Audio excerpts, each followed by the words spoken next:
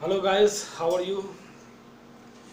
तो अभी जो हमारा चल रहा है टॉपिक इक्विवेलेंट कॉन्सेप्ट पर। ओके, स्टोइकियोमेट्री जो आपका बहुत इंपॉर्टेंट टॉपिक है 11th क्लास का, उसमें मोल कॉन्सेप्ट में आप लोगों ने देखा पिछले वीडियोस में मैंने किस तरह से मोल कॉन्सेप्ट और इक्विवेलेंट कॉन्सेप्ट को कोरिलेट किया था। डिफरेंट टाइप्स के रिडॉक्स रिएक्शंस देखे थे जो कि हमारा बहुत ही इम्पोर्टेंट है रिडॉक्स रिएक्शंस में एन फैक्टर को निकालने के लिए।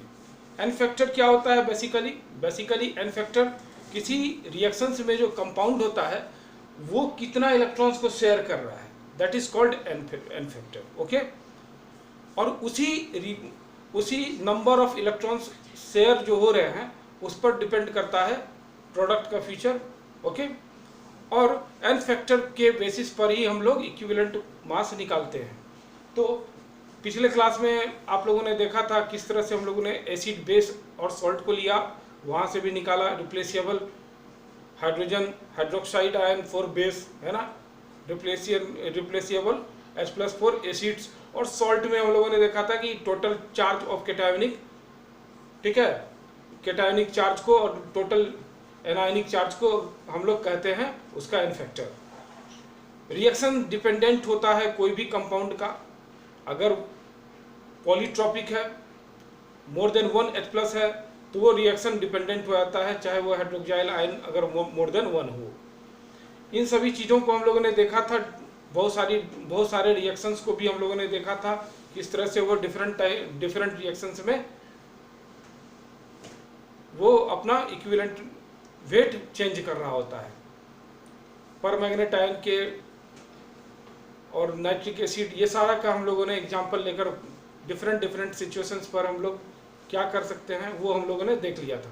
आज अभी हम लोग जो कर रहे हैं, जो ये रिडॉक्स रिएक्शंस होता है उसमें एन फैक्टर कैसे निकाले उसका वेरियस ट्रिक्स को भी हम लोग देखने आ रहे हैं। तो चलिए विदाउट वेस्टिंग आवर टाइम हम लोग देखते हैं केस 1। इसमें डिफरेंट केसेस को हम लोग देखेंगे। ओके, तो केस 1 क्या है बच्चों? केस 1, मान लो कि कोई एक कंपाउंड है। ओके, कोई उस कंपाउंड में कोई एक एलिमेंट अपना ऑक्सीडेशन स्टेट चेंज कर रहा होता है, यानी इसको हम लोग लिख सकते हैं when an element of A compound changes its oxidation state, simple, while going for reaction।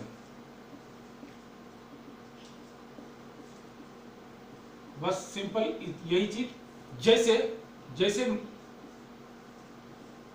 जैसे यहां पर मान लो कि जो पहला एग्जांपल हम लोग ले रहे हैं वो क्या है, वो अगर कोई K2Cr2O7 यहां पर FeSO4 है मान लिया जाए, ये H2SO4 है, यहां पर हम लोग बैलेंस नहीं करेंगे, लेकिन ध्यान रहेगा एक चीज कि जो भी ऑक्सीडाइज्ड या रिड्यूस्ड हो रहा है उसको हम लोग बैलेंस करेंगे। ठीक है, जैसे ये आपका चेंज हो गया किसमें? Cr3+ में। Fe जो है आपका 3+ में चेंज हो गया, और बाकी आपका जो भी चीज है उसको हम लोग रहने देते हैं। जैसे मान लिया कि ये K+ में, हम लोग यहाँ पर किसी भी तरह का रिएक्शंस के बैलेंस को के चक्कर में नहीं फंसेंगे। यही चीज आपका इक्विवेलेंट कॉन्सेप्ट में फायदा है। केवल उसको देखेंगे जो कि आपका ऑक्सीडाइज्ड या रिड्यूस्ड हुआ है। यहाँ पर क्रोमियम हुआ है तो यहाँ पर इसका टू एलिमेंट है, यहाँ पर क्रोमियम का आपका दिख रहा है, यहाँ पर 2 कर दिए। और इसी तरह से अगर यहाँ पर +3 है और यहाँ पर +2 है, तो बच्चों यहाँ अगर हमें क्रोमियम का फोकस करिए, यहाँ पर क्रोमियम, इसका अगर हमें इक्विवेलेंट मास निकालना होगा, क्या ट्रिक्स है? ट्रिक क्या है आपका? ध्यान दीजिएगा। हम क्या करते हैं कि फाइनल जो भी ऑक्सीडेशन स्टेट है, एक मोड पहले लगाते हैं, फाइनल जो भी ऑक्सीडेशन स्टेट है उसको देखते हैं। यहाँ पर कितना है? +3 × 2, जितने एलिमेंट होते हैं उससे मल्टीप्लाई कर देते हैं, माइनस इनिशियल में कितना है, ये कितना होगा? 6। तो 6 है, तो 6 × 2, अगर रिजल्ट क्या आया 6, तो ये हमारा क्या निकलेगा? ये हमारा एन फैक्टर निकल जाएगा किसके लिए, तो K2Cr2O7 के लिए। अब हम इक्विवेलेंट वेट अगर निकालते हैं किसके लिए, तो K2Cr2O7 के लिए, तो whatever with the molecular weight divided by n factor, whatever with the molecular weight divided by n factor. यहाँ पर एन फैक्टर आपका 6 है तो आप 6 डाल दीजिए, बस हो गया। ठीक है, तो इस टाइप से हमारा एन फैक्टर यहाँ पर निकलेगा और वो इक्विवेलेंट वेट को निकालने में हेल्पफुल होगा। ठीक, चलिए अब यहाँ पर हम लोग दूसरा देखते हैं। मान लिया जाए कि when more than one element, यहाँ पर अगर हम देखें कि मोर than one element, when more than one element, okay, changes its oxidation state, ठीक है, बोथ गेट्स ऑक्सीडाइज्ड और रिड्यूस्ड। तो कैसे निकालेंगे, कहने का ये मेरा मतलब है कि अगर कोई कंपाउंड है, वहां पर मोर देन एक से ज्यादा अगर एलिमेंट ऑक्सीडाइज्ड हो रहा हो, दोनों का दोनों ऑक्सीडाइज्ड हो, कंडीशन क्या है ध्यान से, दोनों का दोनों ऑक्सीडाइज्ड हो या दोनों का दोनों रिड्यूस्ड हो, ऐसे केस में कैसे निकालेंगे। जैसे Cr2O7 2 माइनस, अगर यहाँ पर देखा जाए FeC2O4, ये एसिडिक मीडियम है मान लिया जाए, ओके, ये आपका क्या किया, ये चेंज कर रहा है, मान लिया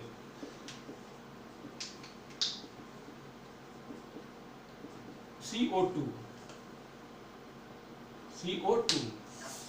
ये यहां पर अब आपको ये ध्यान देना होगा, जो भी एलिमेंट आपका चेंज कर रहा है उसका आप बैलेंसिंग कर दीजिए, मात्र उसी का। क्रोमियम यहाँ पर ये कितना है, 2 है, तो यहाँ पर 2, आयरन यहाँ पर 1 है, तो कोई बात नहीं, यहाँ पर इसका ऑक्सीडेशन स्टेट लिख दीजिए। यहाँ पर ऑक्जेलेट आयन जो है, ऑक्जेलेट में कार्बन का +3 ऑक्सीडेशन स्टेट है, यहाँ पर कार्बन डाइऑक्साइड में चेंज हो रहा है, +4 ऑक्सीडेशन स्टेट में जा रहा है, और 2 इसका स्टोइकियोमेट्रिक कोएफिशिएंट यहाँ पर बन जा रहा है। जब यहाँ पर आप इस कंपाउंड को ऑब्जर्व करिए, यहाँ 2 एलिमेंट ऑक्सीडाइज्ड हो रहा है साइमल्टेनियसली, आयरन भी और कार्बन भी। मैं इसी टाइप के कंपाउंड का यहाँ पर डिस्कस कर रहा हूँ। अगर इसका एन फैक्टर निकालना होगा तो आप ध्यान से यहाँ पर देखिएगा, what ever with the oxidation state in final carbon, ठीक है, यहाँ पर कार्बन के ऊपर कितना है 4, इसके पास कितना है, कैसा कितना कार्बन है 2, माइनस इनिशियली यहाँ पर अगर आप निकालिएगा ऑक्जेलेट आयन का कार्बन का यहाँ पर oxidation state, it will come to 3, तो यहाँ पर 3 इंटू 2, हाँ अभी काम खत्म नहीं हुआ है, आयरन भी इस कंपाउंड में ऑक्सीडेशन में टेक पार्ट कर रहा है, तो +2 से +3 में गया है, 3 - 2, ओके। यहाँ पर अगर देखा जाए तो ये कुछ इस तरह से आ जाएगा 3, व्हाट डज इट मीन कि यहाँ पर एन फैक्टर आपका 3 आ रहा है। अब हम इक्विवेलेंट वेट निकाले इसका, तो क्या आ जाएगा, whatever with the molecular weight by n factor and ये, ठीक है। तो जब एक बार हम लोग एक का किए तो सिंपली वैसा आ गया, और इस बार हम लोग एक ही एलिमेंट में दोनों कर रहा होता है तब का है, ठीक है, केस 2 है ये। अब यहां पर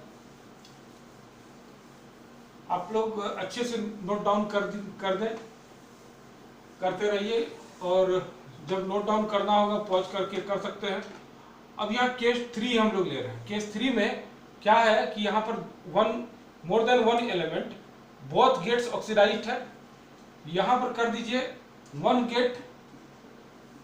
one gets oxidized and other reduced, यानी एक आपका ऑक्सीडाइज्ड हो रहा है, दूसरा रिड्यूस्ड हो रहा है, ऐसा केस अगर आएगा तो क्या करना है, बहुत आसान है। देखिए इसका अगर आप ट्रिक्स देखिएगा तो ये है, मान लिया जाए ये कंपाउंड है, यहाँ पर आपको नाइट्रोजन और क्रोमियम दिख रहा है। यस, ये नाइट्रोजन और क्रोमियम में अगर इसको अगर आप हीट करिए, डिकम्पोजिशन इसका होता है, फाइनल रिएक्शन कुछ इस तरह से आपको रिएक्शन से मिलेगा। जब यहाँ आप ऑब्जर्व करिएगा, अच्छा K2Cr2O7 जैसे होता है पोटेशियम डाइक्रोमेट, उसी तरह अमोनियम डाइक्रोमेट है।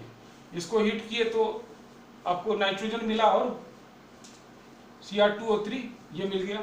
अब यहाँ देखिए, यहाँ नाइट्रोजन का कितना स्टेट है, ये -3, यहाँ पर 0। व्हाट डज इट मीन कि यहाँ पर से यहाँ ऑक्सीडेशन हुआ, ठीक है। यहाँ क्रोमियम का +6, यहाँ पर +3, यानी यहाँ पर रिडक्शन हुआ। यही चीज है, यही मैं कह रहा था कि एक ही कंपाउंड का जो दो एलिमेंट है, एक आपका ऑक्सीडाइज्ड हो, दूसरा आपका रिड्यूस्ड करे। ऐसे चीज में आपको जब एन फैक्टर निकालना होता है तो क्या करते हैं कि केवल एक चीज को देखते हैं। अगर हमको ऑक्सीडेशन में इजी लग रहा है उसी को देखिए, या आपको रिडक्शन में इजी लग रहा है तो उसी को देखिए। यहाँ अगर चलिए, अगर हम ऑक्सीडेशन पार्ट को देखते हैं तो चलिए, फाइनल कितना है, 0 इसका ऑक्सीडेशन स्टेट है, 0 इंटू नाइट्रोजन 2 है। बैलेंसिंग पर यहाँ पर ध्यान देना है, उसका बैलेंसिंग हर हाल में होना चाहिए जिसको आप कंसीडर कर रहे हैं ऑक्सीडेशन और रिडक्शन में, ठीक है। ये फाइनल है, -3 इंटू 2 बस हो गया, यानी 6। व्हाट डज इट मीन कि इसका 6 हो गया एन फैक्टर। अगर हमको ये इक्विवेलेंट वेट निकालना है इसका अमोनियम डाइक्रोमेट का, तो क्या हो जाएगा, whatever with the molecular weight by n factor and it is this one, ठीक है। ये चीज हो गया, इस टाइप से निकालते हैं। अब आप इसको रिडक्शन वाले पार्ट को ही देखें अगर, ठीक है। यहाँ क्रोमियम जो है रिड्यूस्ड हो रहा था, तो यहाँ भी देखिएगा उसी तरह का आपको आएगा एन फैक्टर।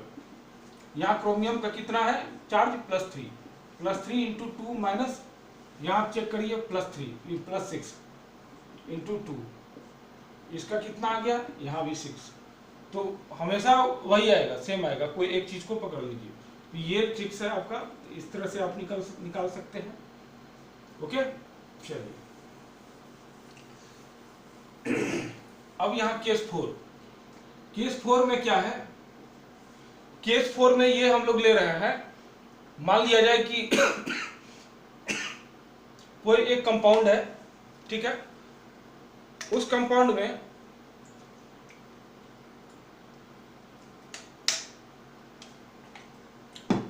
जो प्रोडक्ट बन रहा है उस कंपाउंड से, रिएक्टेंट का कोई एक कंपाउंड है, उससे जो प्रोडक्ट बन रहा है वो पार्शियली ऑक्सीडाइज्ड हो रहा है, partially.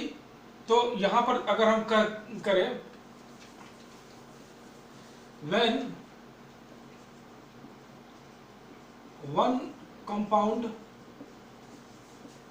of reactant gets partially oxidized or reduced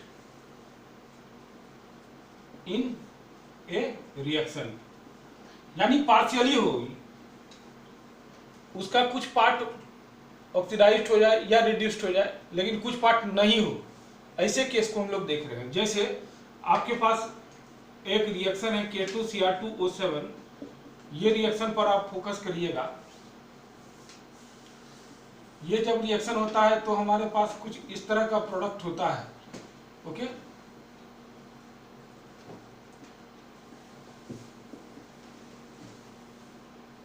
यहाँ 2 हो जाएगा, यहाँ पर 7H2O, ओके।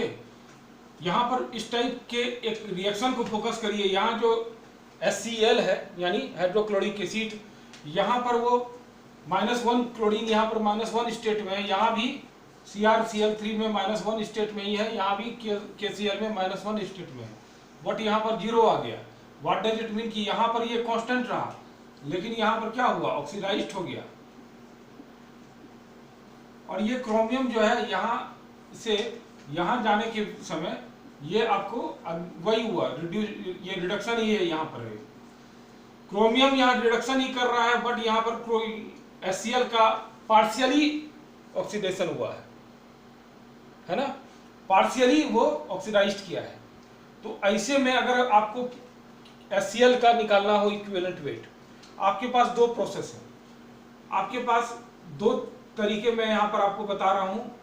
ट्रिक नंबर 1, आप क्या करेंगे, मात्र वो पार्ट को देखिए क्लोरीन का जहां पर ऑक्सीडेशन हुआ है, कहां पर हुआ है, यही बस यही इसी रूट में हुआ है। बाकी ये जो नहीं किया है उसको आप छोड़ दीजिए, उसको आप छोड़ दीजिए। चाहे चलिए, तो एन फैक्टर अगर हम देखें तो यहां पर कितना किया है, फाइनल माइनस इनिशियल करते हैं हमेशा, फाइनल माइनस इनिशियल। तो 3 इंटू 0, यहां पर तो इसका oxidation state what ever be the oxidation state it should be multiplied by the stoichiometric coefficient. Okay, तो यहां पर 3 से कर दिए माइनस, यहां पर कितना, उतना ही पार्ट जो कितना गया टोटल, 3 इंटू 6, यहां 6 कर दीजिए सर, 6 इंटू 0, ये 6 जो है फिर मल्टीप्लाई हो जाएगा -1 से, मॉड क्लोज, तो कितना आ गया 6। हाँ, अब यहाँ एक और चीज ध्यान देना होगा, ये तो कर दिया आपने, लेकिन आपको यहाँ डिवाइड कितना करना होगा। आप जब इक्विवेलेंट वेट निकालते हो तो वो कॉमन HCl के लिए निकाल रहे हो, ना कि कुछ कंपाउंड के कुछ पार्ट के लिए निकाल रहे हो, टोटल कंपाउंड के लिए आप निकाल रहे हो। तो यहाँ टोटल कंपाउंड का कितना था स्टोइकियोमेट्रिक कोएफिशिएंट 14, तो that 14 should be kept in denominator.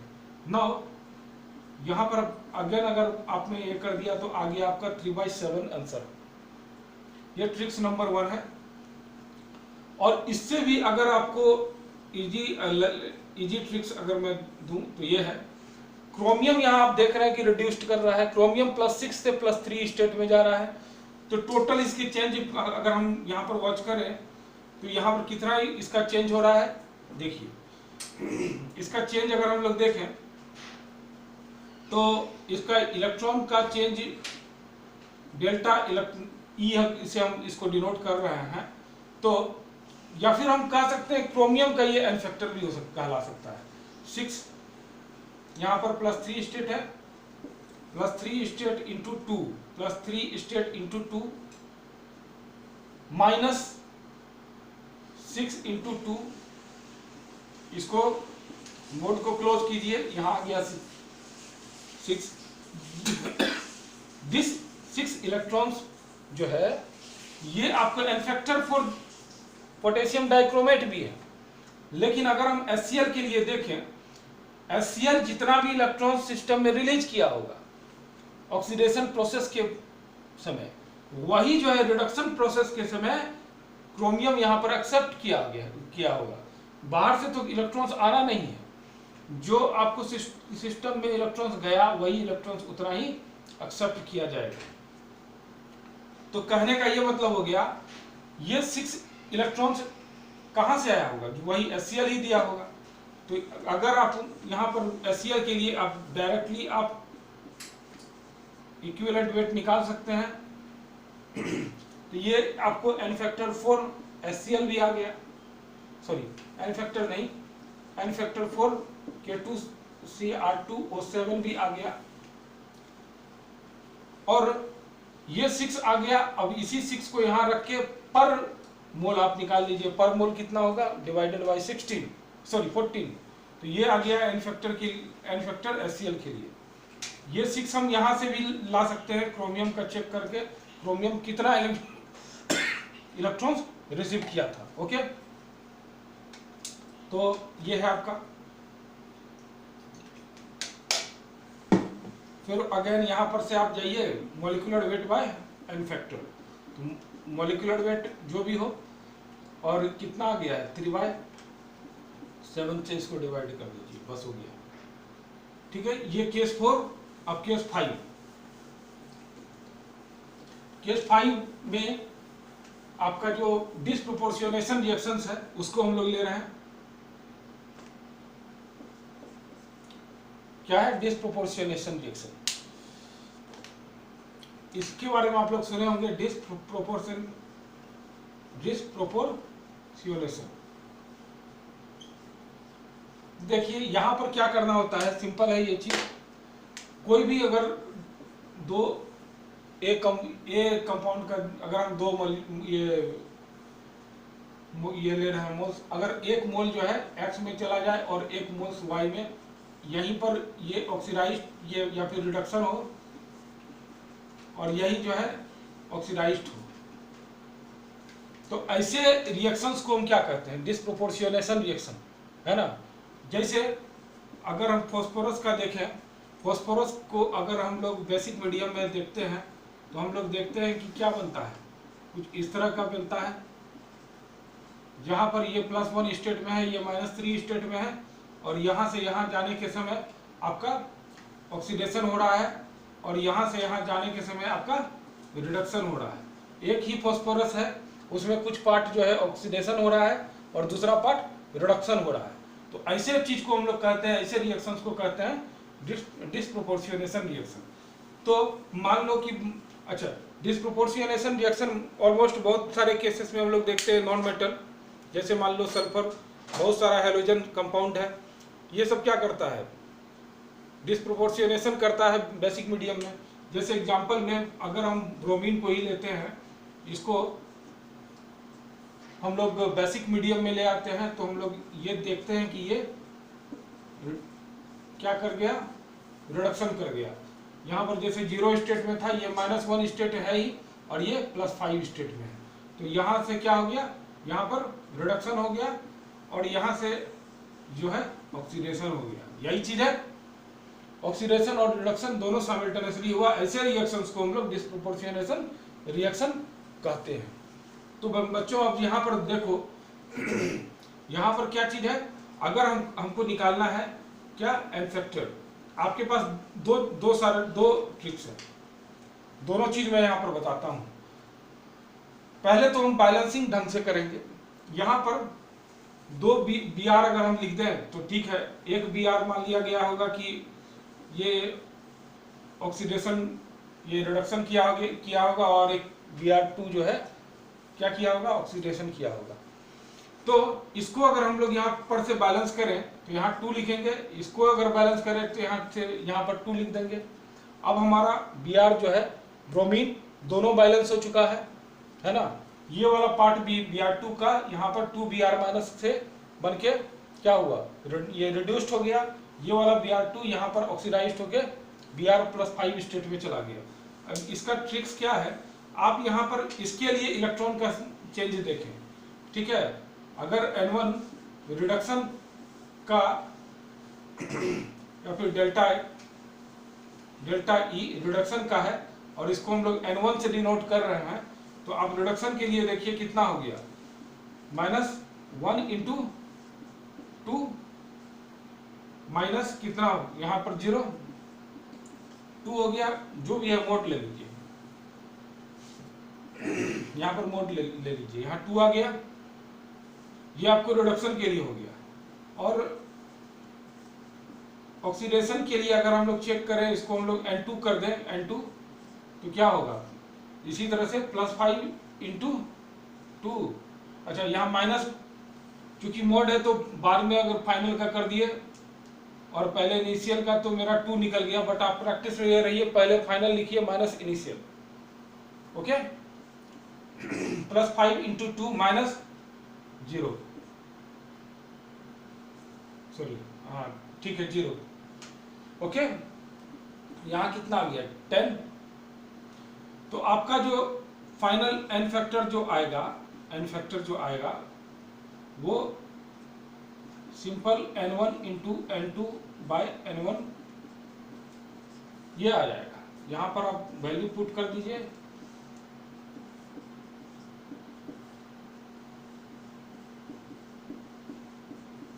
ये कुछ आ गया 5/3। तो 5/3 इसका एन फैक्टर आ गया, किसका, Br2 का। अब अगर हम लोग इसका इक्विवेलेंट वेट निकालें तो हम लोग सीधा लिख सकते हैं एन फैक्टर। ब्रोमीन का जैसे 70 कितना है, एक ब्रोमीन का 80 है, तो 2 का 160 160/5/3, that this is equivalent weight of bromine. एक तो आपको ये ट्रिक्स हो गया। दूसरा क्या है, दूसरा ट्रिक्स हम लोग देखते हैं। दूसरा ट्रिक्स ये है बच्चों कि सिंपल आप एक बार रिडक्शन के लिए ही अगर देखिए, रिडक्शन कौन सा है, Br2 आपका ये 2 इलेक्ट्रॉन लिया और Br माइनस बनाया, यहां पर N1 कितना आया 2। तो इस पार्ट के लिए हम लोग मॉलिक्यूलर वेट, इस पार्ट के लिए हम लोग क्या ले लेते हैं, इस पार्ट के लिए हम लोग m/2 ले लेंगे, ठीक है। चलिए अभी चलिए फिर से हम लोग उसको वहां भी करके डाल सकते हैं। Br2 जो है ये BrO3 माइनस, यहाँ पर 5 इलेक्ट्रॉन्स रिलीज हो गया, इसको 2 से अगर मल्टीप्लाई कर देंगे तब यहाँ पर 10 इलेक्ट्रॉन्स हो गया, तो यहाँ N2 कितना आ गया 10 इलेक्ट्रॉन्स, ठीक है। अब जब हम लोग फाइनल इक्विवेलेंट वेट निकालते हैं कैसे, मॉलिक्यूलर वेट बाय यहाँ 2 कर दीजिए, यहाँ पर मॉलिक्यूलर वेट बाय 10 कर दीजिए, कुछ उसी तरह का हालांकि आ जाता है, वही चीज आपका आ जाएगा फाइनल।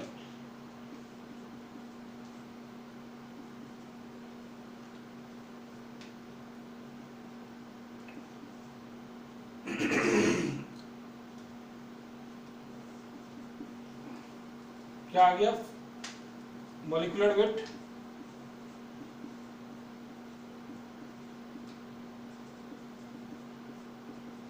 यानी एन फैक्टर यहां भी आप देखिए 5/3 ही आ रहा है। तो दिस इज द प्रोसेस, जब हम आपको दिखा रहे हैं कि डिसप्रोपोर्शनेशन रिएक्शन में हम लोग किस तरह से फॉरवर्ड करते हैं। तो आई थिंक कि ये सब जो एन फैक्टर निकालने का शॉर्ट ट्रिक्स रिडॉक्स रिएक्शंस के लिए जो मैंने बताया है, ये बहुत ही यूजफुल होगा। आपको बहुत बार परेशान नहीं होना पड़ेगा रिएक्शंस को बैलेंस करने के लिए। इनफैक्ट अगर आपका इसमें अच्छा प्रैक्टिस है तो आप इसी को फॉलो करेंगे, आपका जो भी रिएक्शन से रिलेटेड कन्फ्यूजन और मिस्टेक करने का जो चांसेस होता है वो वेनिश हो जाएगा, वो ख़त्म हो जाएगा, ठीक है। तो आप इस पर प्रैक्टिस करें। वीडियो अगर आपको अच्छा लगे तो डेफिनेटली इसे लाइक करें और सब्सक्राइब भी करें, ठीक है। All the best. चलिए।